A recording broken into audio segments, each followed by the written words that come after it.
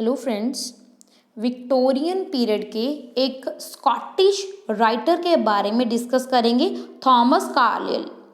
Thomas Carlyle के बारे में डिस्कस करेंगे। स्कॉटिश से बिलोंग करते हैं, स्कॉटिश राइटर हैं। 1795 से लेकर 1881 का इनका लाइफ स्पेन है तक का लाइफ स्पेन है। इनके फादर के बारे में डिस्कस करें तो इनके फादर फार्मर थे और मदर एक बैंकरप्ट की डॉटर थी, यानी कि फैमिली बैकग्राउंड इतना अच्छा नहीं है, ठीक ठीक है। ओके, वर्क्स इन्होंने किया है, work as a maths tutor in एनन एकेडमी। इन्होंने maths as a maths tutor को वर्क भी किया है और ग्रेजुअली अब हम देखते हैं अगर कोई एक सब्जेक्ट पढ़ा रहा है तो वो धीरे धीरे और भी टीच करने लग जाता है। ऐसा ही इनके थॉमस कार्लाइल के साथ हुआ, तो इन्होंने स्टार्ट कर दिया धीरे धीरे मैथ्स को भी पढ़ाना शुरू कर दिया, हिस्ट्री को भी पढ़ाते थे, ज्योग्राफी को भी, ज्योमेट्री को भी और नेविगेशन को भी, ये सब्जेक्ट भी इन्होंने पढ़ाने शुरू कर दिए। ओके, थॉमस कार्लाइल ने। देन आ जाते हैं नंबर 5 के इनका 1818 का जो टाइम ऑफ पीरियड है ये डिप्रेशन में चले जाते हैं। क्यों? जो स्कॉटलैंड से ये ना इस जो डिप्रेशन में चले जाते हैं इसलिए ये स्कॉटलैंड से एडिनबर्ग जाते हैं। ये एडिनबर्ग एक प्लेस का नेम है। तो यहाँ पे इन्होंने वर्क एज अ राइटर काम करना शुरू कर दिया और वहाँ पे इनको ग्रब स्ट्रीट राइटर बोला जाता था। ओके, ग्रब स्ट्रीट राइटर बोला जाता था, यानी कि इनको पहले क्या होता था, इतना नहीं ना होता था, ये इतनी फोटो स्टेट वगैरह नहीं, प्रिंटिंग प्रेस नहीं आई थी, इतनी ज़्यादा नहीं हुई थी, तो क्या जी ये हैंड से ट्रांसलेट करना इस टाइप के काम करते थे। ग्रब स्ट्रीट राइटर बोला जाता था इनको। और ये मतलब इतनी इनकी फाइनेंशियल कंडीशन अच्छी नहीं थी, पॉवर्टी में ही गुजार रहे थे अपनी ज़िंदगी। तो आगे वर्क्स के बारे में देखते हैं, वर्क्स देखते हैं इनके।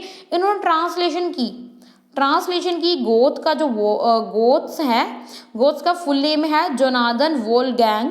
ठीक है, इनका जो वर्क है विलहेल्म मिस्ट्रेस अप्रेंटाइसशिप, ये 1824 में इन्होंने इनका वर्क ट्रांसलेट किया ये। ओके, और ये एक जर्मन स्कॉलर थे गोथ। ठीक है, इनका फुल नेम जॉन वोल्फगैंग है। तो ये इनका फर्स्ट मेजर वर्क है, ट्रांसलेशन किया था Wilhelm Meister's apprenticeship. Okay, then आ जाता है life of a Schiller. Okay, Schiller बोलते हैं इसको वैसे, Schiller. The life of Schiller 1825 में इनका ये वर्क आया। ये वर्क है फ्रेडरिक शिलर के ऊपर जो एक जर्मन थे। ओके, 1823 से लेकर 1824 में ये वर्क आया, पार्ट्स में आया था ये वर्क और पब्लिश्ड हुआ था ये लंदन मैगजीन में। Okay, life of a Schiller 1825 में। ओके, आगे आ जाता है the French revolution. The French revolution 1837 में वर्क आया। इस वर्क में उन्होंने फ्रेंच रेवोल्यूशन के पॉजिटिव और नेगेटिव इम्पैक्ट के बारे में डिस्कस किया है 1837 में। Okay, then the past and present 1843 में इनका वर्क आया, history of Scotland and England. क्योंकि स्कॉटलैंड से बिलोंग करते थे और ये इंग्लैंड में चले जाते हैं ना बाद में, ये इस वर्क में स्कॉटलैंड और इंग्लैंड की दोनों की हिस्ट्री को मतलब दिखाते हैं। क्योंकि पास्ट इनका स्कॉटलैंड था, प्रेजेंट अभी ये कहाँ पे रह रहे थे, तब इंग्लैंड में रह रहे थे। दोनों की हिस्ट्री को रिप्रेजेंट किया है अपने वर्क पास्ट एंड प्रेजेंट में। 1843 में आया इनका ये वर्क। नंबर 5 पे आ जाता है इनका वर्क ओलिवर क्रॉमवेल के लेटर्स एंड द स्पीचेस। ये भी इनका वर्क है जो 1652 में आया। ओके, ये इनका जो ओलिवर क्रॉमवेल थे ये इन्होंने कब तक इन्होंने रेन किया, यानी कि इनका क्या टाइम ऑफ पीरियड है, 1653 से लेकर 1658 तक इनका यानी कि राज्य किया इन्होंने। ठीक है, और इनकी 1659 में डेथ हो जाती है ओलिवर क्रॉमवेल की।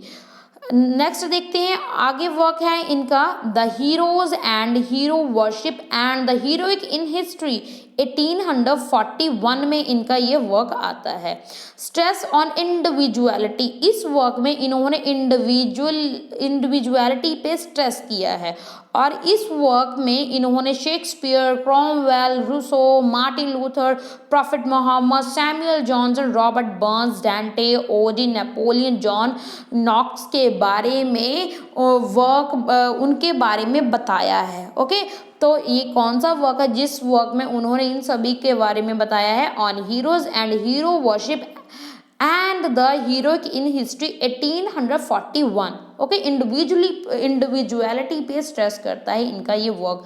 This is all about Thomas Carlyle. तो आई होप ये जो मेरी छोटी सी कोशिश है आपको हेल्प करने की, आपको हेल्प होगी। Thanks for listening me, keep on watching and keep on listening me. Best of luck for your exam.